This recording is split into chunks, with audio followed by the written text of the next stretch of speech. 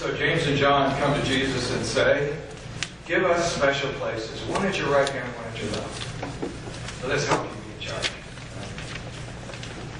The anthem should have been for today, you're so vain you probably think this sermon's about me, right?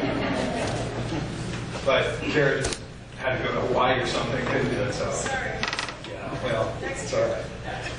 Like so much of Scripture, you can't take a single passage and simply try and understand what it means. It's like you need context. It's sort of like if you're listening to someone have a conversation on their cell phone. I mean, you kind of have to imagine what the other is saying, and you have to imagine how they started, what was the whole situation. That's how it is. And it's especially true with this Scripture passage. And it's true of this entire middle section of Mark. Leading up to today's passage, Jesus has predicted 3 times that he's going to suffer and die. In the 8th chapter, the 9th chapter, and the 10th chapter. He keeps saying it over and over again. Disciples keep missing it over and over again. Throughout Mark's Gospel, the disciples never seem to get the point. However, in this section of Mark, it's more important for us to see what it is that they don't get. Now remember, the overriding theme in this central part of Mark is Jesus' journey to Jerusalem and his death. He makes that very clear. The past is done. He spent time with them. He taught them. He spent time in eating with them, did miracles with them around. And now it's time to make his way to the cross. It's getting serious. So as this section begins, you may remember several weeks ago, Jesus talked about things in general. If there's something, anything, that's keeping you from following closely, you need to get rid of it. And he talked about the eyes and the hands and the feet, and he talked about, if any of those get in the way of your walk with Jesus, you need to cut, pluck, or hack. One of the great anthems of our church. Then he went on to get a little more specific. And he deals with the obvious one, which was last week. The rich man, remember that? He said, wherever your wealth and your possessions get in the way of you following, you need to give them away. He's talking to that specific one. Then today, he begins to lift up the issues of power, prestige, and ego. Now, it's easier to see wealth and possessions holding us down, because you can measure those, right? When you made $1 million, you call yourself a millionaire. If you make $1 billion, you become a billionaire. There's, it's there, black and white. But with the issues of power and prestige and ego, it's harder to calculate that. To what degree is your need for ego or power? It's more difficult to calculate. As we look at this passage today, to be fair, we need to start with James and John. We need to know there's nothing unusual about them. They're just guys. They want what everybody else wants. So if you're inclined to pass judgment on them in hearing of this, you better watch out. Because they're just ordinary people like you and me. They have the same wants, the same desires as we do. Mary Kay Ash, who has Mary Kay Cosmetics, said, everyone has an invisible sign hanging from their neck that says, make me feel important. She instructs her salespeople never to forget that when dealing with people, and I think that's good advice. But we all have that sign. James and John did it, we do too. Make me feel important. We all want that, don't we? I mean, ultimately, we want to feel important. Make me feel important. James, John, and us. And a part of that feeling important for us often is we want more. We want more. Anyone out here who doesn't want more? Okay, good. You're all truthful today. Now for the disciples, as they approach Jesus with this request, it may seem like simply gross ambition. But it's also profound faith. And I hope you don't miss that. Because they believe Jesus will reign. They don't just ask a random question out there. They believe he has a kingdom. And he will come into that kingdom. And profound faith. Just like last week, the rich ruler, he was a good guy. He lived as one would following God. He just had one thing that held him back. They had profound faith. Now, what they want are top-ranked positions in Jesus' cabinet. And that's not unreasonable. Not at all, since they had been Jesus' chief assistants from the very beginning. Anywhere where they talk about Jesus, James and John are there. And when he goes off for Transfiguration, James and John are 2 of 3 or 4 at most that go with him. So it's not unreasonable for them to ask this. After all, they only want what's fair. Seems fair. Isn't that what we want? We only want what's fair, right? Anyone ever said that before? Especially when you're down on the backside. That's not fair. Well, that's all they wanted. Of course, disciples saw it another way, as you can imagine. Who do they think they are? You may have said that once or twice too, but we won't ask for that. They only want what's fair, but it's based on their own selves. Now, part of what Jesus is saying in this is there's a difference between how Christians act and how our culture and world acts. The kingdom values are different from our world's values. Not only different, but opposite. But we often want it both ways. We want the blessings of Christ and the privilege of culture. That's what the rich man wanted. That's what James and John want. Sometimes that's what we want. If you drive through any city in the United States, you'll see signs for First. Anyone know what those are about? Can you think of some examples? Sorry? First Street, that came up last time too. That's not quite what I was looking for. First United Methodist Church. First Presbyterian Church.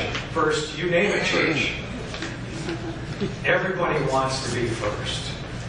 You know, isn't that funny? I mean, that's what the story is saying. James and John said, I want to be first. And then we have churches and we go, we want to be first. You know, there's not much desire for second. Second isn't very popular. There aren't many churches named Second. You can't be first, most have abandoned the numbering system altogether. It says something to us, doesn't it? We want faith and we want it our way. 14-year-old girl was being interviewed in Vatican City before the Pope was elected, and the question that was asked was, what would she like to do if she were to become Pope?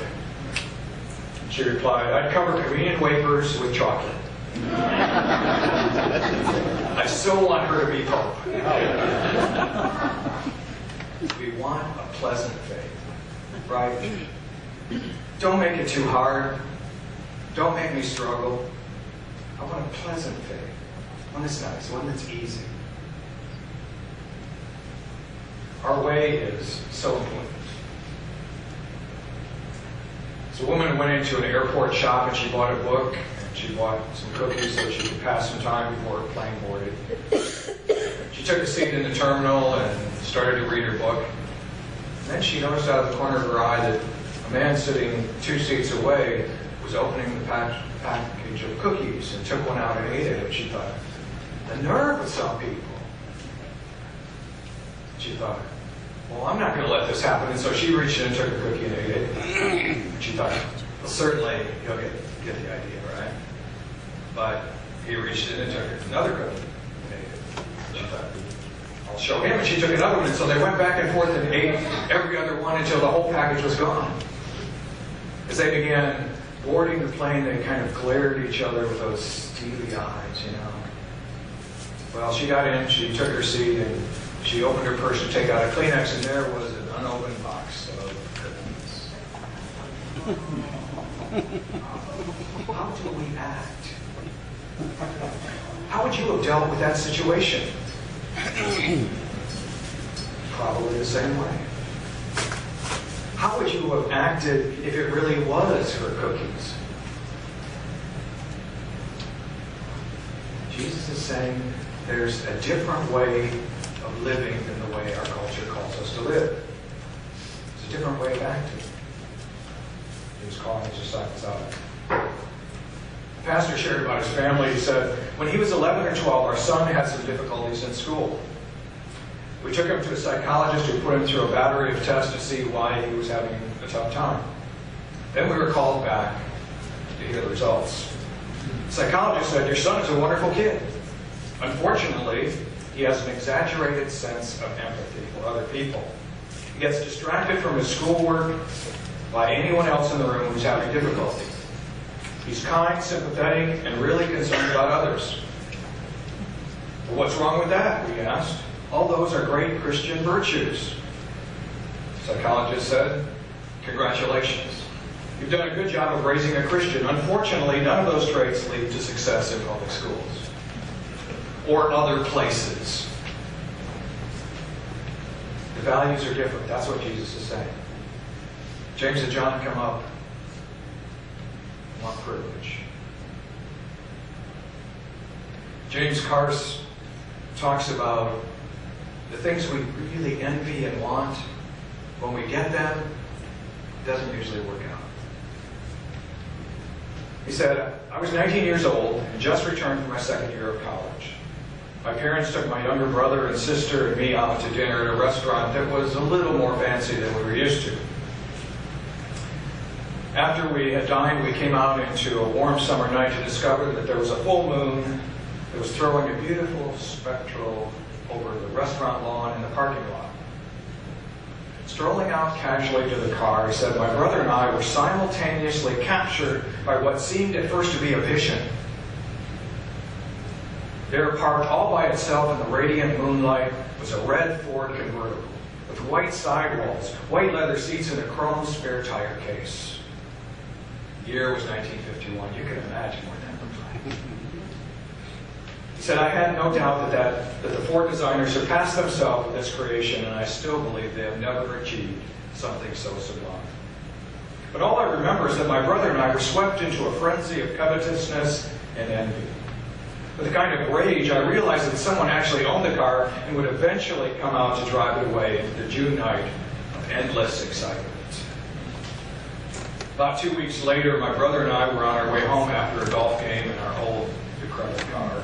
We turned the corner to our house and found that very Ford convertible parked in our driveway. Its low red body, white leather seats, and chrome spare wheel tire gleamed like flames in the evening sun. Could it be, we asked each other as we raced to the house, that the owner of this car was actually visiting our parents? But when we got in, no one was there. Only my sister and my parents sitting down in the living room.